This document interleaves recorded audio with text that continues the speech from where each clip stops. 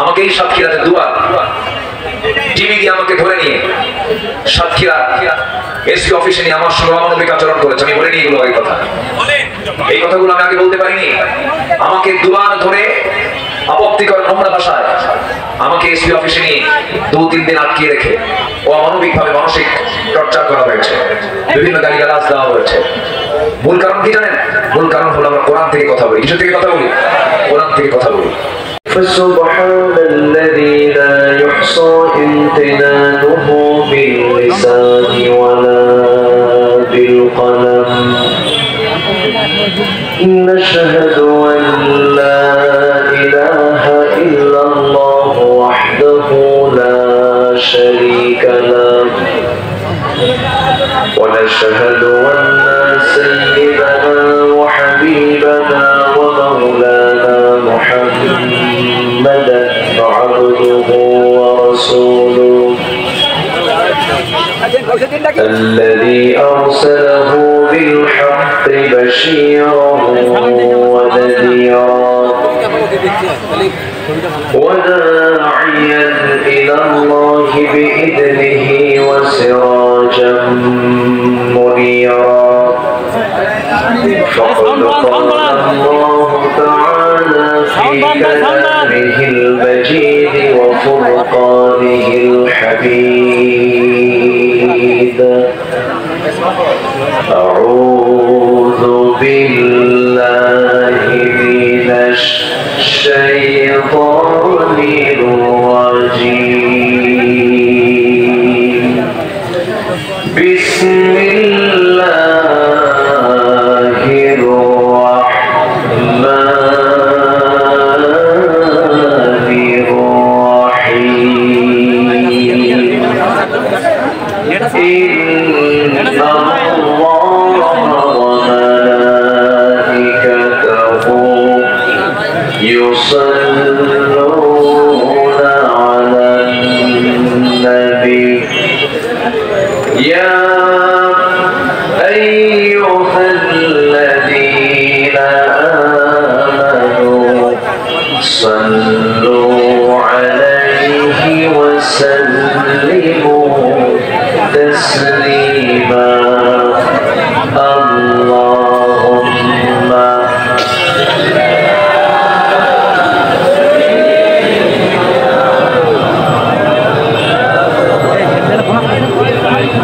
وعلى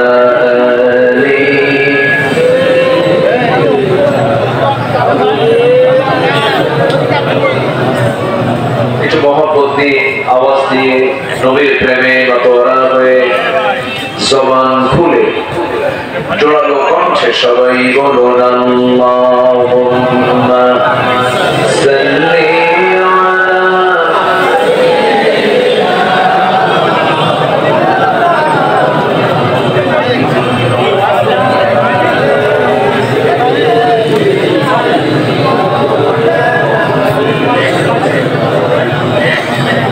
সবাই বলুন বালাগাল উলা বিকামালিহি কাশাফাত তুজা বিজামালিহি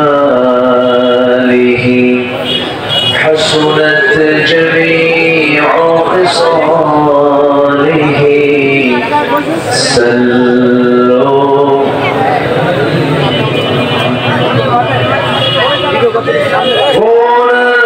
ফুল তো বুলবুল কা तरन्नुम भी न हो चमने दहर में कलियों का तबस्सुम भी न हो बलगल उला बिकमालिही कशाफत तुजा बिजमालिही हसनत जमीउ खिसालिही सल्लु আমি কোরআনের সুর মাঝে শুনেছি যে নাম আজানের সুর মাঝেও শুনেছি সে নাম, ও নাম শুনেছি আমি আমার হৃদয়। হে রাসূল নবীজি তোমায়, হে রাসূল নবীজি তোমায়। সবাই বলি সাল্লাল্লাহু আলাইহি ওয়াসাল্লাম।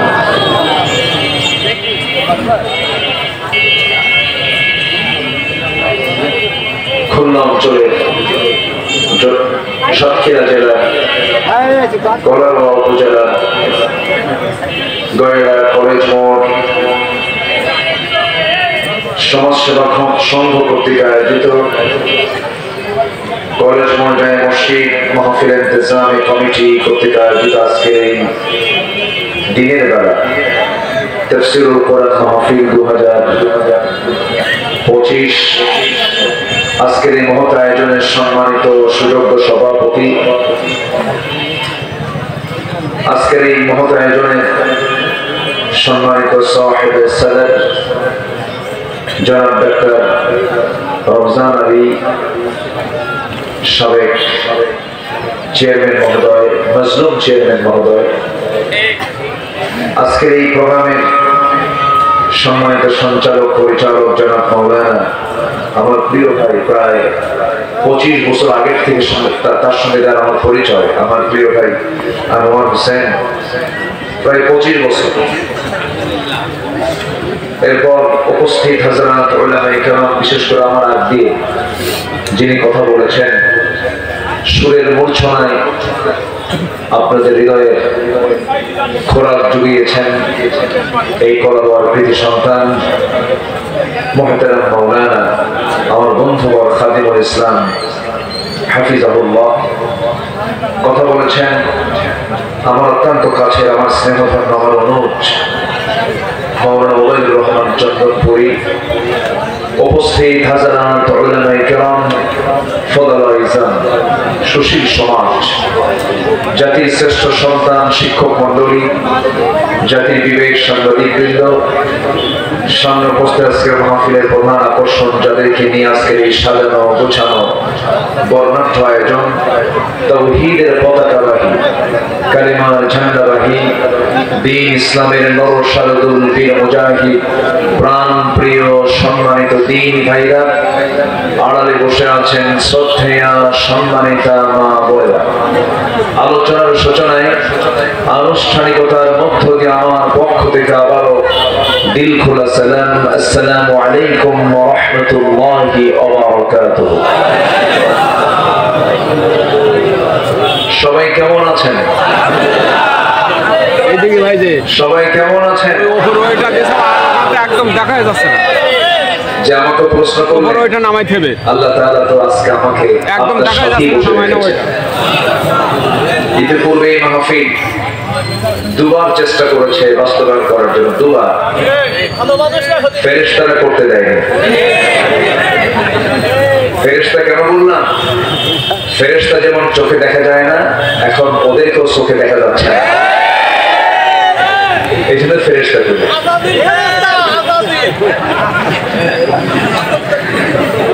যাক, সাতক্ষীরা তো, সাতক্ষীরার প্রতিটি ঘরে তো ইসলামের দুর্গ। বলি আলহামদুলিল্লাহ, আল্লাহ আমাদের কথার জবাব দিয়েছেন। আল্লাহ আলেমদের চোখের পানি কবুল করেছেন। আল্লাহ কি পারেন না? আল্লাহ পারেন না? কি আমাদেরকে দেখায় দেননি তিনি? দেখায় দিয়েছেন কিনা? কোন গোয়েন্দা সংস্থা রিপোর্ট এটা ছিল না। এদেশের ডিজিএফআই বলেন, এনএসআই বলেন, এসবি বলেন, ডিবি বলেন, কারো রিপোর্ট এমন ছিল না। এমনকি আন্তর্জাতিক গোয়েন্দা সংস্থাগুলো এদেরও জানার বাইরে ছিল যে দেশের প্রেক্ষাপট এমন চেঞ্জ হবে। ঘটিয়ে দিয়েছেন তিনি। আমার কে? আল্লাহ, আল্লাহ দিয়েছেন। কিন্তু ওরা যা পারে, ইমানদার লোকটা পারে না। ইমানদার যারা, তারা সব কাজ তো করতে পারবেও না। আমরা শুধু তাদেরকে এতটুকু এই কথাই বলবো, তওবা করে ফিরে আসো, তওবা করে ফিরে আসো। বলবেন আর কি, আসল জনিত নাই। বিমানে চড়ে তারা যাওয়ার সুযোগ হলো, ভাঙ্গা একটা হেলিকপ্টার কইরা 4-5টা সুটকেস নিয়ে চলে গেছে। ঠিক আছে না? যাই হোক, আজান হবে আর 20-25 মিনিট পর। আজান হলেই যেন একটা নড়াচড়ার দৃশ্য যেন আমার চোখে না পড়ে। আমরা আজকে বৃহত্তর দিক তাকিয়ে পরিবেশ পরিস্থিতির আলোকে আমরা সিদ্ধান্ত নিয়েছি মাহফিলে বসার আগেই, আমি একক না, আমি সবাইকে নিয়ে বসে আমরা একটা সিদ্ধান্ত নিয়েছি। চেয়ারম্যান মহোদয়ের সঙ্গে কথা বলেছি, আমরা আজকের মাহফিলটা নির্দিষ্ট নামাজের যে সময়, যদিও এটা উচিত না, কিন্তু মাহফিলের সৌন্দর্য রক্ষার্থে কোরআনের জন্য আমরা নির্দিষ্ট সময় চাইতে আমরা 20 থেকে 25 অথবা সর্বোচ্চ 30 মিনিট পরে আমরা আজকে নামাজটা আদায় করব। জোরে বলি ইনশাআল্লাহ। এটা নিয়ে কোনো ফতোয়া হবে না তো, আবার নড়াচড়া হবে না তো? আসো আমরা আলোচনার দিকে আস্তে আস্তে চলে যাচ্ছি। আমার খাদিমুল ভাই, তিনি আপনাদের সামনে মসজিদের উন্নয়নের জন্য অনেক চেয়েছেন, আপনারা অনেক দিয়েছেন আলহামদুলিল্লাহ, কিন্তু উনি ব্যাগটা মনে হয় দেন নাই, চাদরটা মনে হয় দেওয়া হয়। দিয়েছিলেন কি? ব্যাগটি দেওয়া হয়েছিল, ভিতরে দেওয়া হয়েছিল। আচ্ছা, তাহলে আল্লাহর ঘর তো, আমি একটু মানে জাস্ট আপনাদেরকে একটু কষ্ট দিই, 2 মিনিট আল্লাহর ঘরের জন্য আমি একটু বলবো, দয়া করে কেউ রাগ করবেন না। কত বিড়ির টাকা বিড়ি খায় শেষ হয়ে যায়, একটু একটু আজকে বিড়ি খাইলেন না, 7 দিন না হয় বিড়ির ব্যাপারে একটু হরতাল করলেন। একটু ব্যাগ যাবে, ওই ব্যাগগুলো দেন, ব্যাগগুলো যাবে 2 থেকে 3 মিনিট, যে যা পারি। আমার মা বোন যারা আসছেন তারাও সবাই আমরা দিন থেকে আল্লাহর ঘরের জন্য এই যুব সমাজ দুবার আয়োজন করে দুবারই ধাক্কা খেয়ে গেছে, পারে নাই। আল্লাহু ইউহিব্বুল মুহসিনিন, আল্লাহ পাক মুহসিনদেরকে ভালোবাসেন। কিন্তু যদি এখনো ষড়যন্ত্রের জাল বিস্তার করতে চান, ক্ষমা কিন্তু হবে না। আসতে বলবেন না, জোরে বলবেন ঠিক কিনা? সম্মানিত বন্ধুগণ, আমাদের হৃদয়ে অনেক ক্ষত আছে, এই জন্য কথাগুলো একটু বের হয়। এটাকে বিরক্তির চোখে মনে করলে হবে না, অনেক ক্ষত আছে।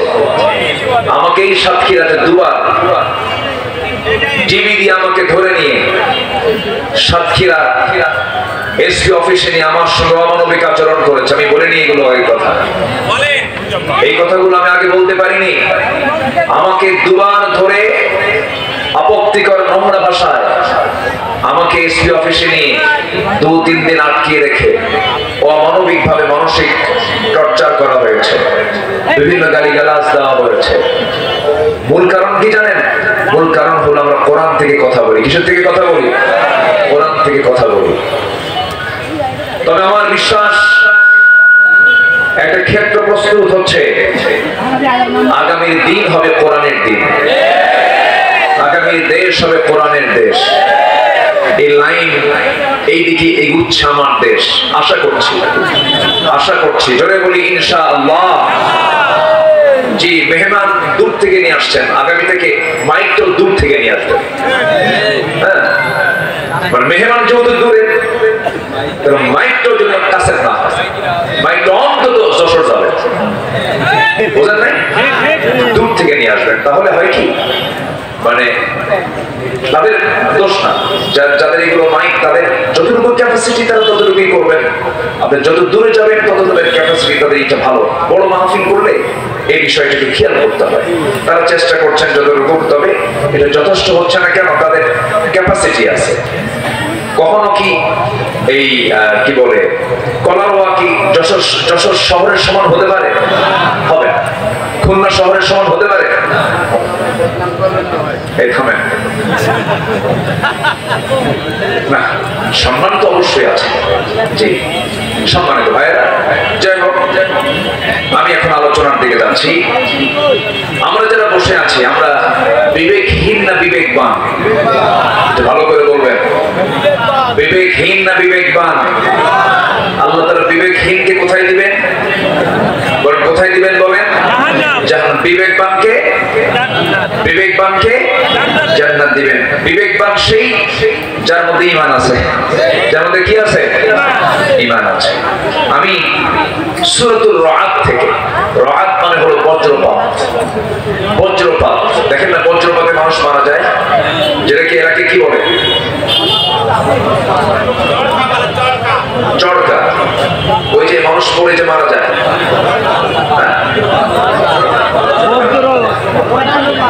বাস পড়িছে। আচ্ছা, বজ্রপাত অর্থাৎ কিছু কিছু এলাকায় বলে ঠাডা লাগে, ঠাডাও পড়ছে, এরকমও হয়, এরকমও বলে। এক একটা এলাকায় এক একটা ভাষা আছে, আমি তো আপনাদের সঙ্গে পারবো না। গলারোয়া, সাতক্ষীরা, যশোর, এই ভাষা তো একদম বইয়ের ভাষা, বলি আলহামদুলিল্লাহ। আপনাদের শুধু শুধু আমি না, গোটা দেশের কোন জেলা পারবে না যেটা যশোর, কুষ্টিয়া, নড়াইল, মেহেরপুর, সাতক্ষীরার মানুষ যে ভাষায় কথা বলে, এই ভাষার সঙ্গে পৃথিবীর কোন বাংলা ভাষার মানুষ পারবে না, বলি আলহামদুলিল্লাহ। এটা আপনাদের জন্মগত দিক, এই এলাকায় জন্ম হয়েছে, এই জন্য আপনাদের ভাষাটা সই। তো বজ্রপাত এই নামেই আল্লাহ পাক এই সূরার নামকরণ করেছেন। আকাশ থেকে বিজলি চমকায় আমরা দেখি, এই বিজলিটা আল্লাহ রাব্বুল আলামিন বান্দাকে দেখান।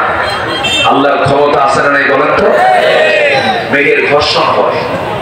আমি মেবি 2022 সালের শেষ দিকে আমি মধ্যপ্রাচ্যের কাতার থেকে, দোহা থেকে আমি ঢাকা আসতেছিলাম বিমানে করে।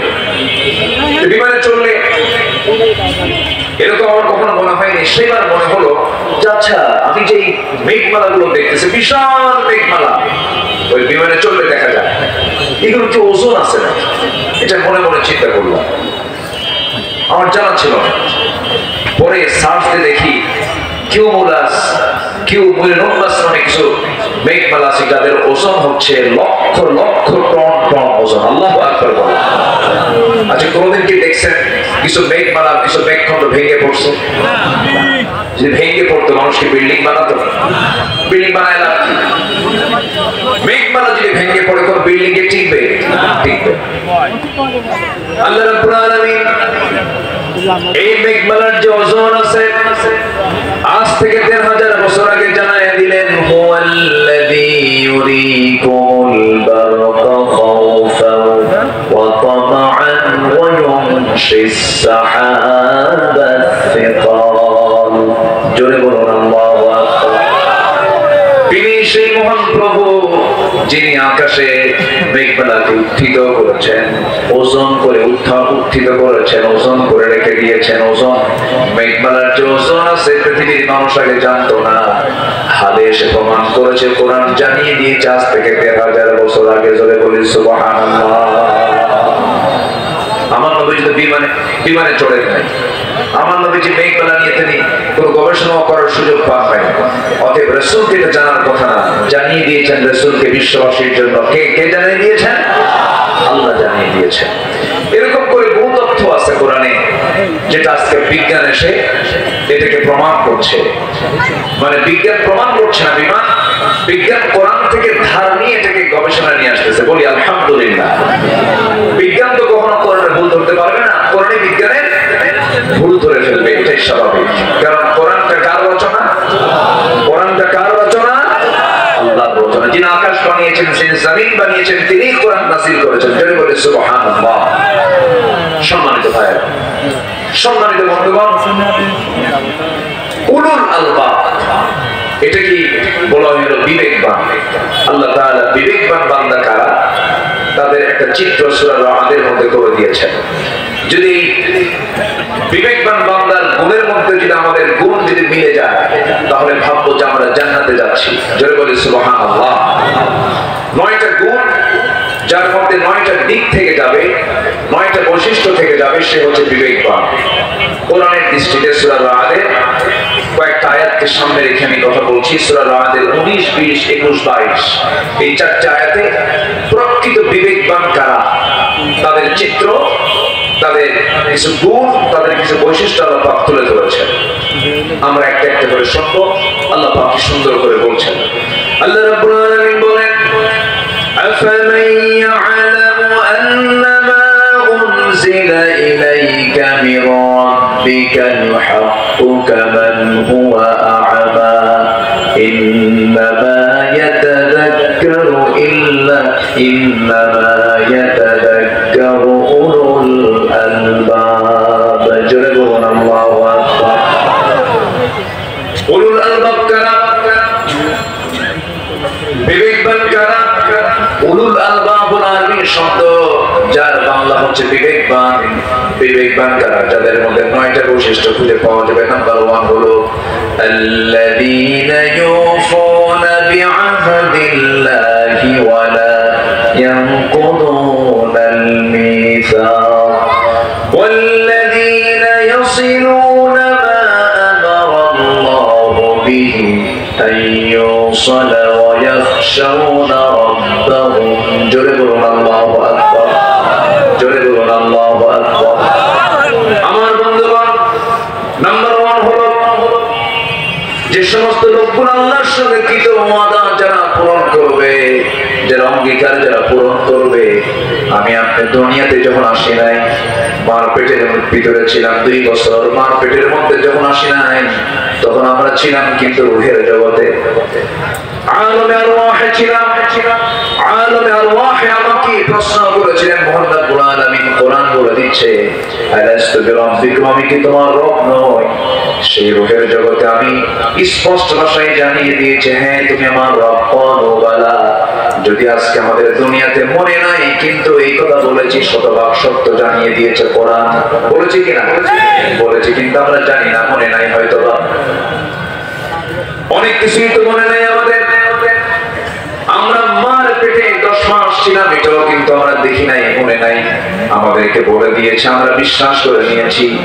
মার পেট থেকে দুনিয়াতে এসেছি, 2টা বছর দুধ পান করেছে, এটাও কারো মনে নাই, কিন্তু বিশ্বাস করে নিয়েছে। আমাকে জানিয়ে দিয়েছেন মা, আমাকে লোকজন বলেছেন তুমি মায়ের দুধ পান করেছো, বিশ্বাস করে নিয়েছি।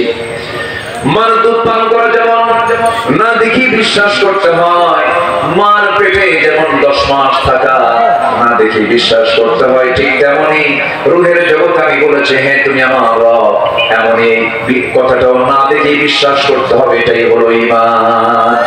এটা কি ঈমান? আমি রূহের জগতে বলে এসেছি, হ্যাঁ তুমি আমার রব। আল্লাহ বলছেন, যারা এই ওয়াদা যারা পূর্ণ করবে তারা হচ্ছে বিবেকবান। তারা কি বলেন তো? বিবেকবান। অর্থাৎ হ্যাঁ তুমি আমার রব। রব মানে কি? রব মানে হচ্ছে আইনদাতা, বিধানদাতা। সকল প্রকার অপূর্ণতা, অযোগ্যতা, ব্যর্থতা থেকে যিনি মুক্ত, তিনি আমার কে? তিনি আমার কে? আমার আল্লাহ যে আইনদাতা, তিনি যে আইন দিয়েছেন, এতে কোনো সন্দেহ আছে? কিন্তু আমার দেশে যে আইনটা আছে, রাষ্ট্রীয় পর্যায়ে যে বিধানটা আছে, এদিকে আমার আল্লাহ নাই? কার আইন বলেন? কার আইন বলেন? কার আইন আছে? মানুষের আইন। মানুষ এই 2 চোখ দিয়ে লিখেছে, এই 2 চোখ দিয়ে দেখে হাত দিয়ে লিখেছে, ব্রেন খাটিয়েছে, এরপর একটা আইন রচনা হয়েছে।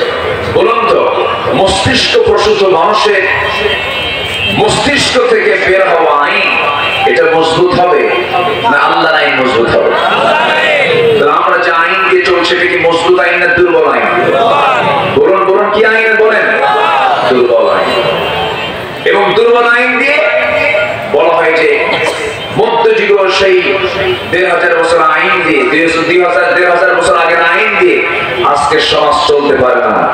এমন জাতীয় বাজে কথা বলার মতো মানুষ আমার দেশে আছে না নাই? তাদের কি বিবেক আছে?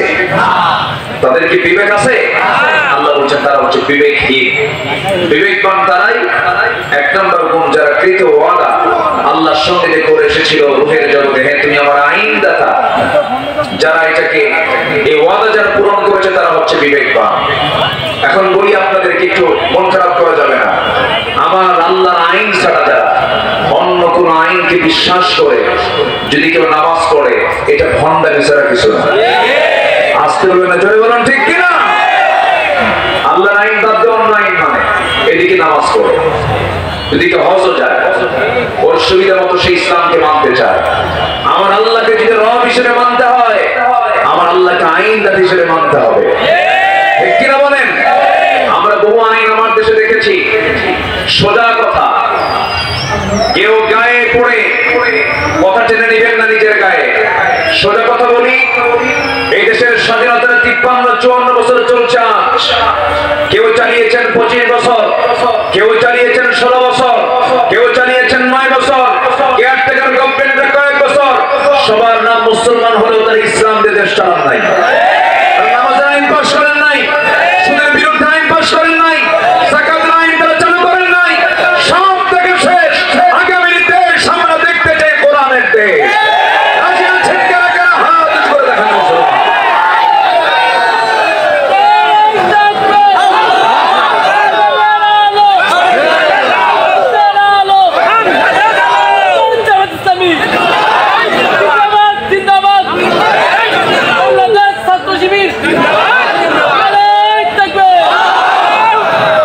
তাফসীর মাহফিল জিন্দাবাদ। আল্লাহ কবুল করেন, জোরে বলে আমিন। আযান হচ্ছে, আচ্ছা আযান হলে সবার পক্ষ থেকে দুই একজন জবাব দিলেই তো হয়ে যাবে, সমস্যা। আমি শুনেছি তো এই আযানটা মুখে দিলেই হতো, কাছাকাছি ছিল, যাই হোক দিয়ে ফেলেছেন মুরব্বী। আবার দেখেন তো বেশি লম্বা যেন না করে, মানে বেশি লোক দেখলে আবার বেশি লম্বা হয়ে যায়। জি সম্মানিত ভাইয়েরা, আসুন আমরা আবার আলোচনার দিকে ফিরে যাচ্ছি। তাহলে সব দেখা তো আমরা শেষ করেছি, কেউ তো কোরআনের আইন তো চায় না। এই পর্যন্ত যারাই ছিল তারা কি কোরআনের আইনকে সমাজে চালু করেছে? চালু করেছে। ওদের দুর্বলতা, ওরা বলে যে কোরআনের আইন দিয়ে আজকের দুনিয়া চলে না। এই জাতীয় কথাগুলো তারা জাতিকে বারবার বলে কান ভার করতে চায় না। কোটি বছরের সূর্য যদি আলো দিতে পারে, কোটি কোটি বছর আগের সূর্য যদি এখনো তাপ দিতে পারে, সেই সূর্যের যিনি মালিক, কোটি কোটি বছর আগের সেই চাঁদ যদি রাতের ঘড়ি হতে পারে, আকাশের সূর্যের এই আকাশের বয়স যদি কোটি কোটি বছর হলেও যদি এই আকাশ যদি ঠিক থাকতে পারে, সে আকাশের মালিক, জমিনের মালিক, সাত সমুদ্রের মালিক, সূর্যের মালিক, সে আল্লাহ তাআলার বিধানকে সমাজে কার্যকর হতে পারে না? এটা রেজাল্ট কি ভালো হতে পারে না? সম্মানিত ভাইয়েরা, সম্মানিত বন্ধুগণ, আমরা আল্লাহর আইনকে শুধু নামাজের মধ্যে দেখতে চাই না, আমরা আল্লাহর আইনকে দেখতে চাই এক জায়গায় না সব জায়গায়। আসতে বলবেন না, এক জায়গায় না সব জায়গায়। যখন আপনি সব জায়গায় যাবেন, সুদখোর আপনার সামনে লাঠি নিয়ে দাঁড়িয়ে যাবে, মদখোর আপনার সামনে লাঠি নিয়ে দাঁড়িয়ে যাবে, যারা নারী নিয়ে যারা জেনার কারবার করে, বেশ্যাবৃত্তির লাইসেন্স যারা করে, হোটেল যারা চালায়, তারা আপনার সামনে লাঠি নিয়ে দাঁড়িয়ে যাবে। মোকাবেলা করার জন্য বেশি দূরে যাওয়া লাগবে না, এই সমস্ত বদমাইশরাই যথেষ্ট, ঠিক কিনা বলেন? এই জন্য জমিন থেকে সকল আইনকে উৎখাত করে সেই জমিনে কার দিন প্রতিষ্ঠা করতে হবে? এটা কি একার কাজ না সবার কাজ? নবীজি কেন আসছিলেন দুনিয়াতে বলেন?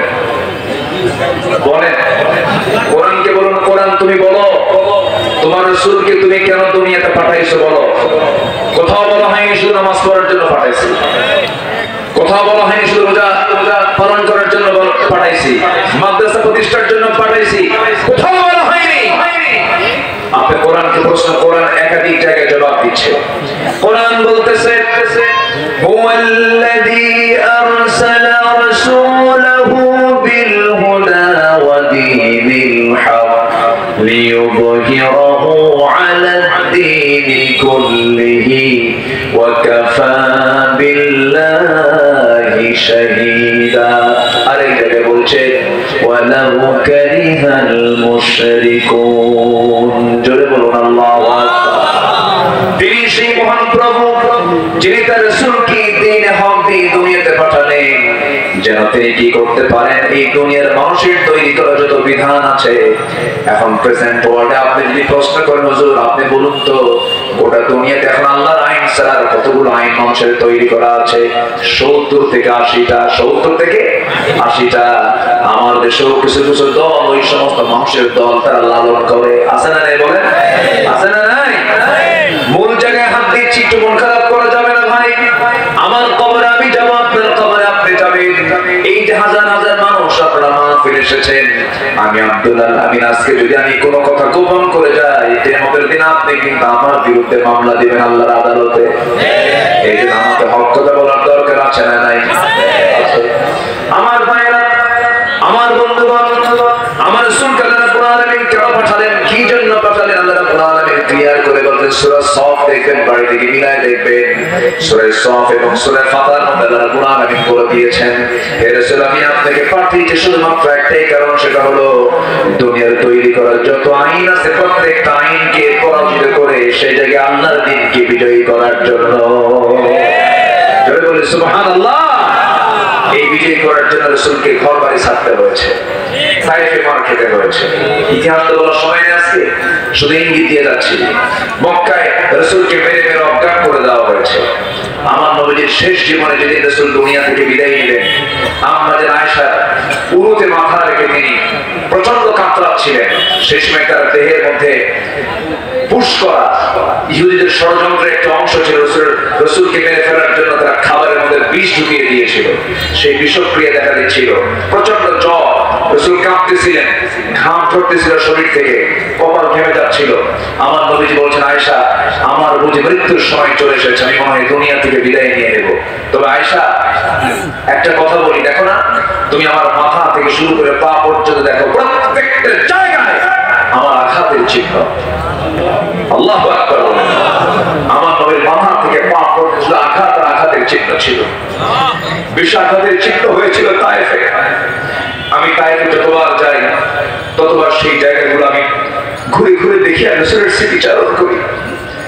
রাসূলকে কেমনে মেরেছিল সেদিন তারা, যে রাসূল সূর্যের নিচে হাঁটলে পরে আল্লাহ পাক তার সম্মানে সূর্যের নিচে একখণ্ড মেঘ আল্লাহ পাক রেখে দিতেন।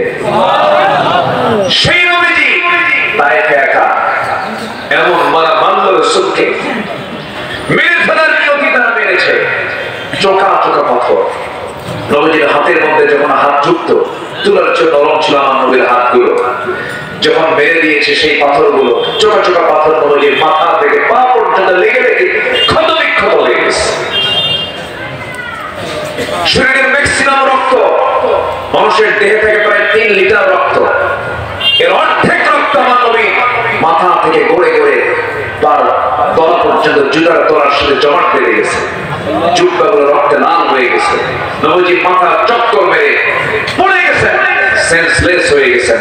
মালাকুল জিবাল এসে বলতেছে, ইয়া রাসূলুল্লাহ, শুধু আপনি অর্ডার করবেন, 2 দিকের পাহাড় দিয়ে চাপা দিয়ে আপনাকে বাঁচানোর জন্য এই তায়েফবাসীকে শেষ করে দেব। রাসূল বললেন, না, লা বাল আরজু, আমি আশা করি এই লোকগুলো যারা আমাকে মেরেছে তারা হয়তো ইসলাম কবুল না করলেও তার সন্তানরা ইসলাম কবুল করবে, আমি এদেরকে মাফ করে দিলাম।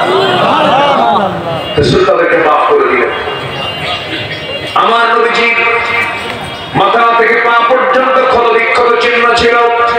বললেন, আয়েশা, এই যে আমার গোটা শরীরে তুমি ক্ষত বিক্ষত হওয়ার চিহ্নগুলো দেখতেছো, তায়েফে আমি মার খেয়েছি, ওহুদে আমাকে মেরে দেখো সামনের 2টা দাঁত নাই, খন্দকের পরীক্ষা খনন করতে গিয়ে আমি খাবার পাই নাই, আমার সাহাবীরাও খাবার পায় নাই। সাহাবীগুলো কিনে যখন পরীক্ষা খনন করছিলাম, আয়েশা দেখো কোদাল মারতে মারতে 4টা দিন না খাওয়া, আমার আজকে এই যে কোমরটা বাঁকা হয়েছে, আজ পর্যন্ত কোমর সোজা করতে পারি নাই। আমার ভাইরা, দিন কায়েমের সংগ্রাম করতে গিয়ে যদি গোটা শরীরে আঘাতের চিহ্ন নিতে হয়, দাঁত ভাঙতে হয়, দেশ ছাড়তে হয়, হামলা মামলা খেতে হয়, কোমর কুঁজা করে ফেলতে হয়, কোমরটা হারাতে হয়, বিশ্বনবীর মতো জায়গা থেকে যদি এমনটা কষ্ট করতে হয়, সেই জমিনে দিন কায়েমের জন্য আমাদের প্রচেষ্টার দরকার আছে না নাই? শুধু মিষ্টি খাওয়া সুন্নাত, দুপুর পরে ঘুমানো সুন্নাত, মাথায় টুপি দেওয়া সুন্নাত, আতর লাগানো সুন্নাত, সুরমা লাগানো সুন্নাত। এই সুন্নাতকে আপনি এক পাল্লায় দিয়ে দেন, জান্নাত দিয়ে দেব। আপনি একজনকে ঠকাচ্ছেন, কিন্তু আপনি তো ঠকাচ্ছেন না, আপনি নিজেই ঠকে যাচ্ছেন, আপনি নিজেই হেরে যাচ্ছেন। আমার ভাইরা, কোন অফিসার যদি সরল হয় মানুষটাকে বোকা বলে, কিন্তু যে লোকটা ঘুষ খায় সে লোকটাকে চালাক বলে। একদিন কিয়ামতের দিন ওই সমস্ত ব্যক্তির জন্য আল্লাহ রাব্বুল আলামিন উপর করে তাকে জাহান্নামের মধ্যে ফেলবেন, সুদখোরকে জাহান্নামের মধ্যে ফেলবেন। আল্লাহ তাআলা যা হারাম করেছেন সে হারামের কাছে একজন বিবেকবান মানুষ যেতে পারে না। নাম্বার 3 হলো সম্পর্ক। আমরা পৃথিবীতে সবার আগে যার সঙ্গে গড়ব তিনি আমার কে বলেন? আল্লাহ রাব্বুল আলামিন বলছেন ওয়াল্লাযীনা ইয়াসিলুনা মা আমারাল্লাহু বিহি আন ইউসাল। নাম্বার 3 হলো ওই সমস্ত বান্দাগুলো বিবেকবান, তাদের মধ্যে কমন সেন্স আছে, যারা পৃথিবীর সবার সঙ্গে সম্পর্ক থাকলো না গেল এই কথা না চিন্তা করে আগে চিন্তা করে আমার সঙ্গে আমার আল্লাহর সম্পর্ক ঠিক আছে কিনা। যাতে মাতাল তাহলে ঠিক থাকতে হবে, দুনিয়ার সবার কাছে মাইনাস হয় হোক, কিন্তু আমার আল্লাহ যেন বাদ না করে। আর আমাদের চিন্তা হলো কিছু কিছু লোকের যা কিছু হয় হোক আল্লাহর কাছে মাফ চেয়ে নেবো, আগে এগুলো করি, এরকম আসলে ধরেন তো। আগে চিন্তা থাকতে হবে আমার সম্পর্ক রাখতে হবে আগে কার সাথে, আসতে বলবে না কার সাথে, আমার আল্লাহ তো সেই আল্লাহ যে আল্লাহ শুধু মানুষকে লালন পালন করেন না, তিনি গোটা পৃথিবীর সব কিছুকে লালন পালন করেন। যেরকম সুবহানাল্লাহ, অবাক হয়ে যাবে, প্রত্যেকটা প্রাণী কিন্তু আল্লাহর জিকির করে। যেরকম সুবহানাল্লাহ। কোন প্রাণী কি খায়, কোন প্রাণী কখন ঘুমায়, কোন গাছের পাতা কখন পড়ে, কোনটা আগে পড়ে আর কোনটা পরে পড়ে, এটা আল্লাহ জানে। আল্লাহু আকবার বলেন। সমুদ্রে কত প্রাণী আছে, আকাশে উড়ন্ত কত প্রাণী আছে, জঙ্গলে কত প্রাণী আছে, স্থলভাগে কত প্রাণী আছে। সমস্ত প্রাণী রিস্কের সমস্ত ম্যানেজমেন্টের দায়িত্ব কার? আবার সব প্রাণীকে মানুষের খাদেম বানিয়ে দিয়েছেন তিনি আমার কে? সুন্দরবনের কি কি খাঁটি জিনিস আছে কত? মধু। টাইগার তো আছেই মধুকে সংরক্ষণ করার জন্য, কিন্তু সুন্দরবনের কি মধু বলুন, কি মধু? খাঁটি কি আছে? খাঁটি তো আছে, কিন্তু ওটা আস্তে আস্তে কি হয় করে কে কে ভেজাল বানায়? মানুষ। কেমনে ভেজাল বানায়? মানুষ ভেজাল বানায়, ঠিক আছে? যে মানুষ না, যে ভেজাল সেই করে ভেজাল, মানুষ কখনো ভেজাল হতে পারে। জানেন এই মধুটা আমি গত 2 দিন আগে আমার মাহফিল ছিল চট্টগ্রাম প্যারেড ময়দানে। যে প্যারেড ময়দানে আল্লামা সাইয়্যিদ রাহিমাহুল্লাহ একটানা 1977 সাল থেকে 2006 সাল পর্যন্ত একটানা 32 বছর তিনি মাহফিল করেছেন। 18 বছর ওই মাহফিল বন্ধ ছিল, করতে দেয়নি, হতেই দেয়নি।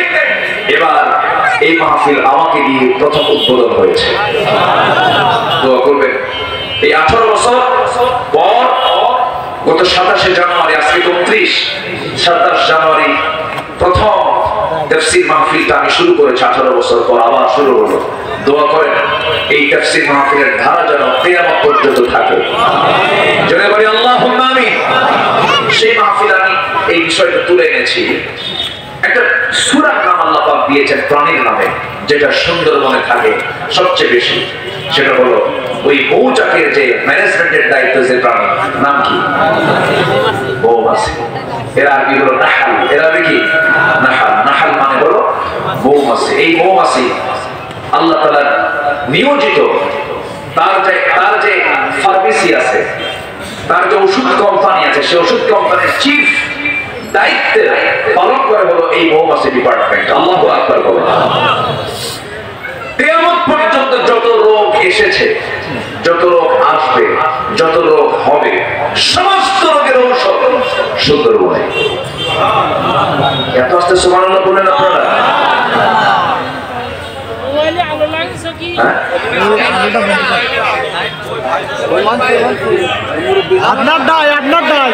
আপনার ভিডিও আসছে মোবাইলে।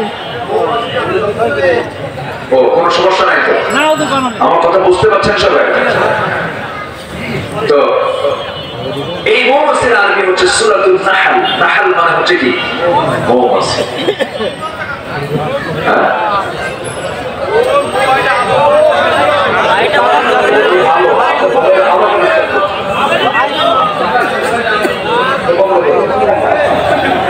চোখে লাগে? হ্যাঁ ঠিক আছে, আমার দিকে তাকান। এত সুন্দর মানুষ আপনারা, বলি আলহামদুলিল্লাহ। কি সুন্দর করে কোরআনে, কোরআন তো কোরআনে আকর্ষণে যেখানে চুম্বক থাকে আশেপাশের লোহা কি করে? সব চলে আসে চুম্বকের কাছে। কোরআন আছে যেখানে ইমানদার আছে, কি সুন্দর করে সব এসেছে। আল্লাহর কসম, এটা কোন ব্যক্তি আব্দুল্লাহ আমিনের আকর্ষণ নয়, কোরআনের আকর্ষণ। আল্লাহু আকবার বলে। তো এই মৌমাছি আল্লাহ পাকের নিয়োজিত বাহিনী। এটা বলেন তো, এখানে যদি 100টা মৌমাছি যদি ছেড়ে দেওয়া হয় থাকতে পারবে? বলেন তো।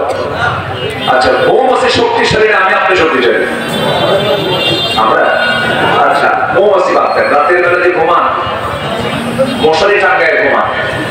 আচ্ছা, মশা শক্তিশালী না মানুষ শক্তিশালী? ঠিক আছে, মশারি মশা টাঙ্গায় না মানুষ টাঙ্গায়? মশারি টাঙ্গায় কে, মশা না মানুষ? কার ভয়ে? কি কথা কি বুঝতেছেন? আল্লাহ পাক একটা উদাহরণ দিয়েছেন, মশারও নাম আছে কোরআনে। কোরআনের মধ্যে মৌমাছির নাম আছে, আবার মশার নামও আছে। সূরাতুল বাকারা 26 নম্বর আয়াতে আল্লাহ পাক মশার কিছু কথা বলেছেন। আবু জেহেলরা বলল, তোমার আল্লাহর কাম নাই কাজ নেই, কোরআনের ভিতরে আবার মশার নাম নিয়ে আসা দরকার ছিল। কিন্তু মশার নাম যে আনছেন কেন? কি যে হিকমত আছে এর মধ্যে? নমরুদ তো আছে, আরো কিছু আছে, আমার দেশের ফেরাউনও আছে। দেখেন একটু বলি, মশা যখন মানুষকে কামড়ায় আপনার শরীরে কিন্তু এমনি এমনি এসে পড়ে না, আপনি ধরে ফেলবেন। আপনার চোখকে ফাঁকি দেওয়ার জন্য আগে মশা আগে জায়গা মতো যে চামড়ায় বসে, সেই চামড়ায় বসেই সে আগে এনেস্থেসিয়া করে। যারা ডাক্তার আছেন, এনেস্থেসিয়া হচ্ছে অজ্ঞান করে। ওই জায়গাগুলো চামড়াটাকে অবশ করে, অবশ করে এরপরে হোল ফুটায় এবং বুঝায় শরীর মধ্যে 14 টের পাবে। ঢুকায় সে রক্ত নেয়, রক্ত নিতে নিতে সে যদি পরিমাণ মতো রক্ত নেয়, বংশ বিস্তারের জন্য স্ত্রী মশা এটা খায়। এই রক্ত ছাড়া মশার প্রজনন হবে না, মশার বংশ বৃদ্ধি হবে না। তো পরিমাণ মতো নিয়ে চলে গেল, ও বাঁচলো, আমরাও টের পেলাম। কিন্তু কিছু মশা আছে বেহুশ। কি মশা? বেহুশ। এমন খাবার খায়, এমন পেট ভারী হয়ে যায়, দুই পাখা দিয়ে সে তার দেহকে পুরাতে পারে না। মূর্তি সে হাতের চাপাই করুক আর যে চাপাই করুক পুরা শেষ হয়ে যায়, আর করতে পারে না। এই 16 বছর যারা ক্ষমতায় ছিল, এরা খাইছে কম না খাইছে বেশি? কিসের মতো?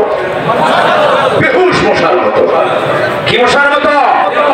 বেহুশ মশার মতো। মনে করে নাই যে ধরার জন্য একজন পেছনে আছেন আল্লাহ তাআলা। খাইছে বেশি, মরছে তাড়াতাড়ি, ঠিক কিনা? এখনো যারা খেতে চান একটু কম খান।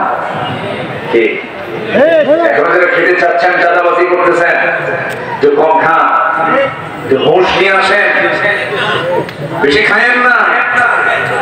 বেহুশ খাইলে কিন্তু জনগণ শুধু ইন্ডিয়ান একদম দিল্লি পার করে আরেক দেশে পার করে, এটা মাথায় রাখতে হবে। আমাদেরকে কথাগুলো বলতে দেন। আমরা কোন দলীয়